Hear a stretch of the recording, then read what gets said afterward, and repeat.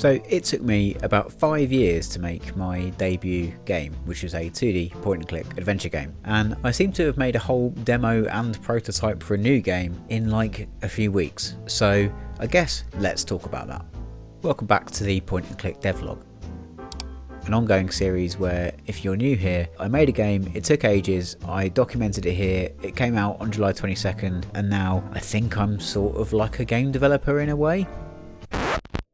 So yeah, the game development bug has struck, and so for my new game I kind of wanted to make something that combined the vibes and influence of a bunch of different things that I like, including games that I've played recently, films that I enjoy, books that I like. So some games that I've taken influence from in the last little bit include The Curse of the Golden Idol, Rue Trees Are Dead, Chicken Police, Tangle Tower and visual novels of that kind, and an all-time classic on my list, LA Noir, and then kind of something that would also have the influence and vibe of like a Raymond Chandler novel or an Agatha Christie novel, and kind of detective-y stuff in general, I suppose. But then wrapping all these influences up is the desire to make something that doesn't take 5 years, and something that I can do in a shorter time span by kind of working around some of the stuff that took the longest to do on the first game. So I thought about all the stuff that did take the longest, and the stuff that did cause me headaches, and the things that for some people,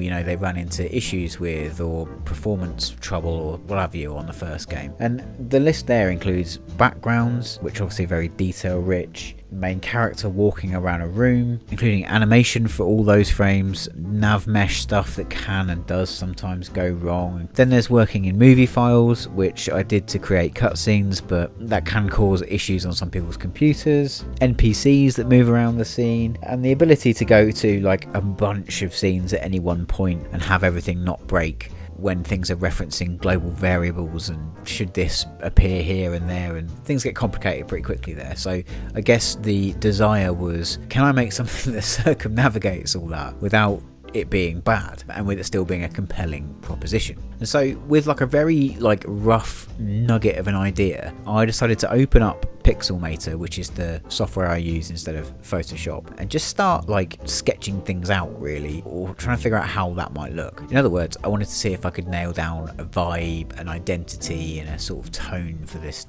nebulous idea that I had. And so this very rough like proof of concept design, if you want to call it that, is what I came up with, where instead of having a scene with a character walking around, there are kind of 3 main parts to each room or each scene that you're in. One would be this kind of detective board inspired motif where things in the scene are clickable on. That would either take you then to an inspection panel, I guess, where you can inspect parts of each clue or each object, and then maybe open new ones. And then also there will be characters to talk to, like in a classic visual novel style with dialogue choices. And wrapping all that up in my head would be, yeah, Curse of the Golden Idol style fill in the blanks deduction. And that would then open new locations on the city map to continue solving what would I guess be a murder mystery. So is this all like a big cop-out in terms of if I'm just ignoring all the stuff that's hard in order to streamline something that is more the path of least resistance kind of thing? I don't know, but I'm quite excited about what has begun to form. So after I did this initial design, I opened up Unity for the first time in a while and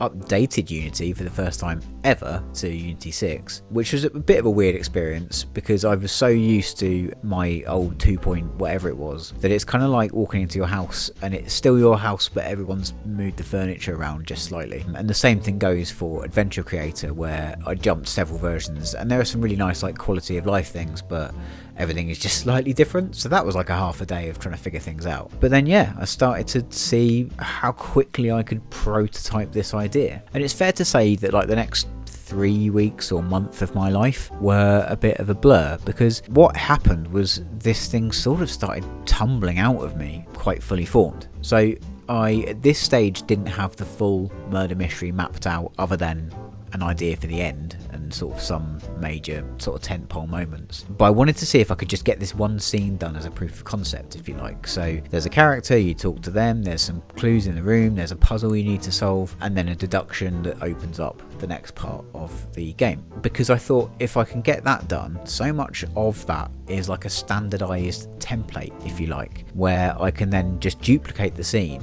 and change all of the interactions, change the object icons, but a lot of the heavy lifting is done, and most of this is done through the menus in Adventure Creator, where I spent quite a lot of time, I guess, perfecting them for this first level so that they're just done, and then this thing can quite quickly build out scene by scene by scene. And so yeah, quite quickly I was writing conversations, I'd drawn a couple of characters, I had set up like a little combination lock puzzle that acts as the kind of first one for the game, that's based on information you get in that scene. Hooked everything up, I drew a map and there are some icons on there that unlock when you go to a new place. That scene ends, there's a title screen that I sort of put together in roughly a day, and yeah, it all started to come together really quickly, which is the fun part of making anything, right? The start is when you're full of beans, everything is 100 mile an hour. But I feel like with this one, maybe the next bit won't take 5 years because I've put in this upfront planning. And so as much as this is in quite a rough state still, I would like to introduce you to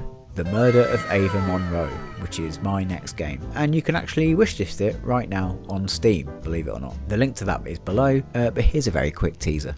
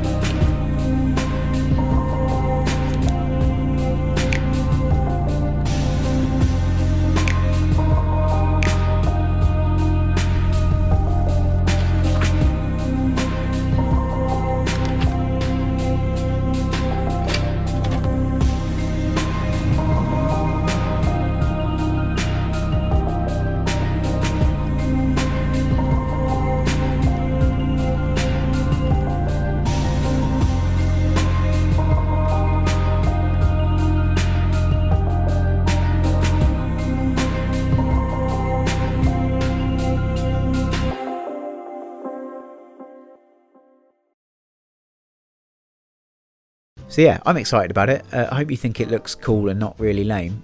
I'm excited about the detective-iness of it. I think that's fun. And effectively what I have is a demo, which with a bit of polish, I can probably get out in time for the next Steam Next Fest, maybe in February. All of which brings us to the big question of like, what happens now? So at the point where this scene or level or whatever was complete, I kind of had to pump the brakes a little bit and do two things. One was I thought, oh, I should probably come on here and make a YouTube video and break my silence as a means to start a new series of this whole thing. And the second is I need to plan out this murder mystery because it's all well and good having an opening scene and a rough idea of where it goes. Pantsing a murder mystery is not a good way to go about things. So yeah, I've effectively made the blueprint for what will be a game to come, but I've glossed over so much stuff in this little video as a means to set up this series that I intend to go back through in some detail over the coming videos. So I'm going to unpack how I've plotted a murder mystery game and how to make something like the deduction scenes in Curse of the Golden Idol, and how to get the most out of Adventure Creator menus, and why I now really like particle effects and how I've used them in interesting ways, and so on and so on and so on. So I guess all of this is kind of a taster or teaser just to say stay tuned, because this is a new game that is coming and there will be videos about it.